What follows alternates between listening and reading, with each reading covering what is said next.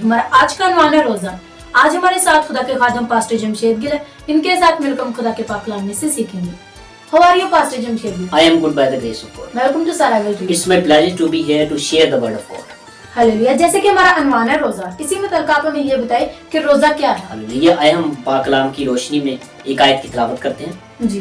Bible मुकद्दस में से नया ऐदनामा मुकद्दस मत्ती की मार्फत लिखी गई अंजील उसका चौथा बाब और उसकी दूसरी आयत। और 40 दिन और 40 रात फाका करके आखिर को उसे भूख लगी। आमीन। खुदा का शुक्र अदा करते हैं कि खुदा ने आज का दिन हमारी जिंदगी में बख्शा और हमें ये तौफीक दी कि हम पाक कलाम की रोशनी में रोजे के बारे में ज्यादा सीखें। रोजा क्या है? रोजा बदन की कुर्बानी है और इस तरीके से रोजेदार जो है वो खाने पीने की हर तरह की चीज को छोड़ के अपनी जान को दुख देता है और अपनी जान को खुदावंद की तरफ मुतवज्जा रखता है। हालेलुया। इस कुर्बानी से रोजेदार और खुदावंद एक दूसरे के ज्यादा करीब हो जाते हैं। हालेलुया।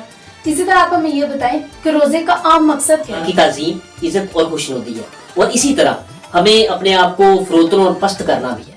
हालेलुया। इसी तरह आप हमें ये बताएं कि इस्तिलाही तौर पर रोजे से क्या मुराद है? हालेलुया। इस्तिलाही तौर पे रोजे से मुराद एक ऐसी बात है जिसमें रोजादार जो है वो एक खास मुद्दत के लिए अपने आप को हर तरह के खाने से पीने से ग्रेज करता है और रानी तरक्की के लिए और खुदा की मर्जी को पूरा करने के लिए खुद को तैयार करता है। हालेलुया। इसी सिलसिले में आप हमें ये बताइए रोजे का हतमी मकसद क्या है? हालेलुया। रोजे के हतमी मकसद को समझने के लिए हमें पाक कलाम की रोशनी में इसे देखना होगा।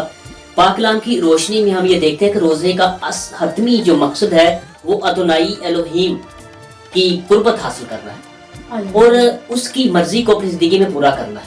खुदा यीशु मसीह का भी यही मकसद रहा। खुदा यीशु मसीह ने अपनी तमाम मामूलाते हयात के अंदर अदनाई एलोहीम की मर्जी को तरजीह दी। हालेलुया। हमारा ईमान है कि इस पाक कलाम के वसीला से खुदा ने उनको बरकत दे। आमीन।